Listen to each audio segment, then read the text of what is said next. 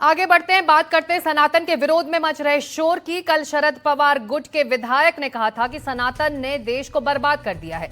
अब तमिलनाडु के सुपरस्टार राज्यसभा के सदस्य कमल हासन ने सनातन के विचार को बेड़ियां बताया है। कमल हासन के बयान पर बीजेपी और हिंदूवादी संगठन अब हमलावर हैं। साउथ के सुपरस्टार एमएनएम पार्टी के मुखिया और राज्यसभा के सदस्य कमल हासन ने चेन्नई के एक कार्यक्रम में सनातन विचारधारा को जंजीर बता दिया। उन्होंने कहा, शिक्षा ही एकमात्र हथियार है जो तानाशाही और सनातन विचारधारा की जंजीरों को तोड़ सकती है। अपने हाथ में कुछ और मत लो, सिर्फ शिक्षा लो। इसके बिना हम जीत नहीं सकते, इसलिए हमें शिक्षा को मजबूती से थामे रखना चाहिए। कमल हासन का बयान जैसे ही बाहर आया, विवाद खड़ा हो गया। बीजेपी ने कई सवाल दागे।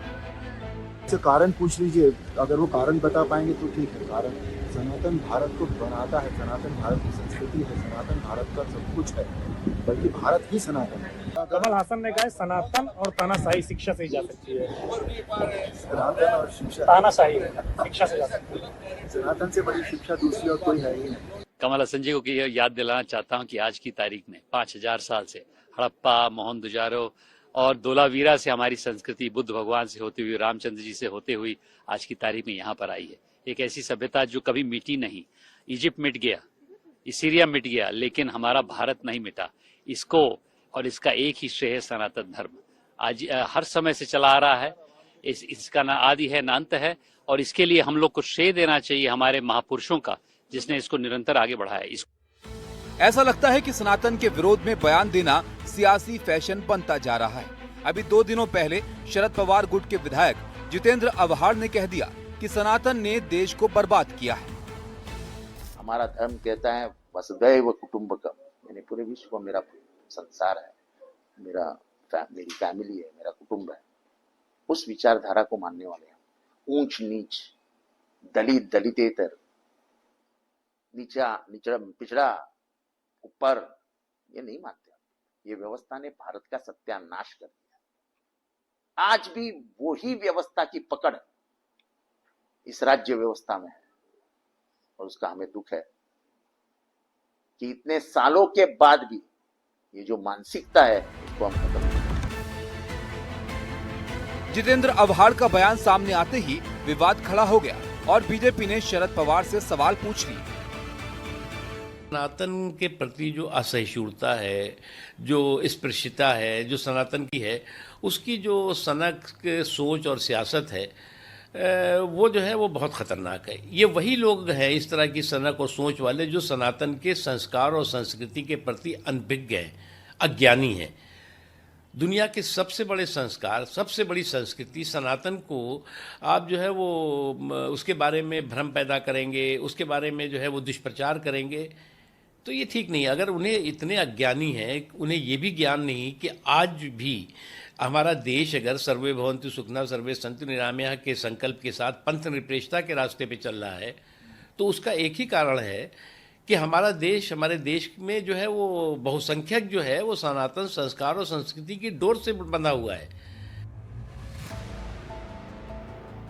बीजेपी ने आरोप लगाया कि जितेंद्र अवहाड़ का बयान वोट बैंक के लिए दिया गया है। जिस मतदार संघ से ये जितुद्दीन चुन के आते हैं, वहाँ वो जिहादियों का हेडक्वार्टर है, जिहादियों का हड्डा है। अभी उनको खुश करने के लिए इनको सनातन धर्म को गाली देनी भी पड़ती है, सनातन धर्म को नाम रखना ही पड़ता है।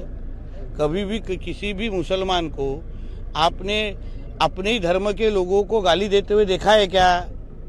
अपने धर्म के बारे में गंदी बातें बोलते हुए देखा है क्या?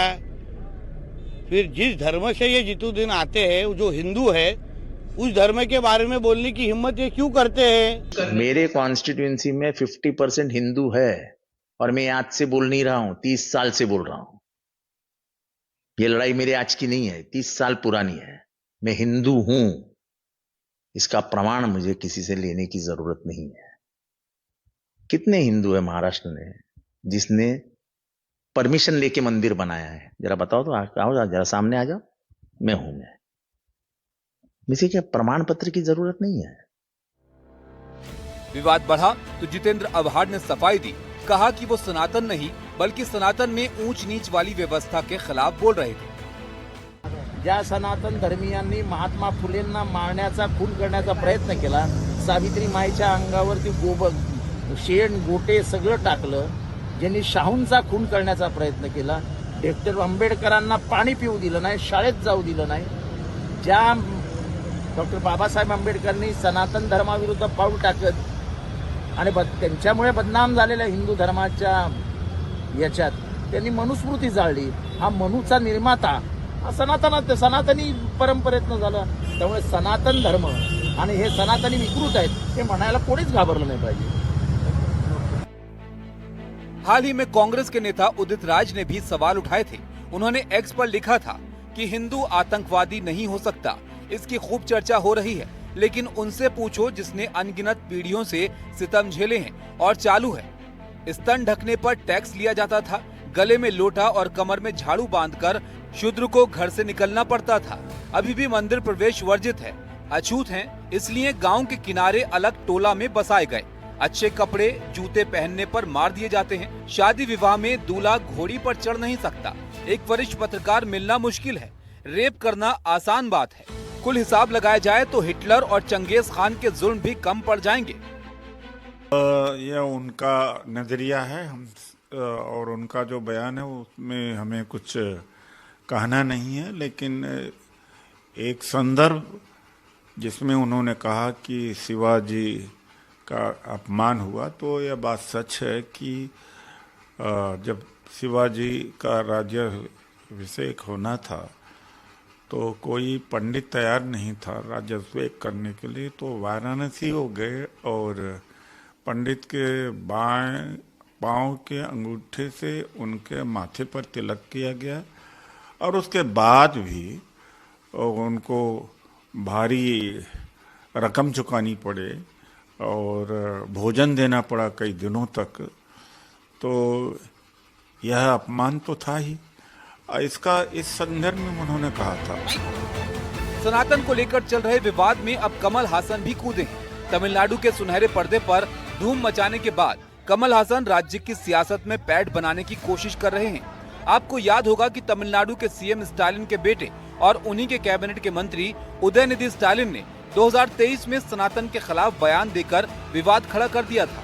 उन्होंने कहा था, सनातन का सिर्फ विरोध नहीं किया जाना चाहिए बल्कि इसे समाप्त ही कर देना चाहिए। सनातन धर्म सामाजिक न्याय और समानता के खिलाफ है।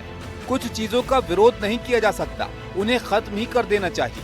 हम डेंगू मच्छर, मलेरिया या कोरोना का विरोध नहीं कर सकते, हमें इसे मिटाना है। इसी तरह हमें सनातन को भी मिटाना है। दरअसल सनातन पर बयान सियासी लड़ाई का हथियार है। इसका इस्तेमाल अलग अलग पार्टियां अपने दांव के हिसाब से करती हैं। कमल हासन से लेकर जितेंद्र आभार तक शायद वही कर रहे हैं। Bureau report, NDTV India.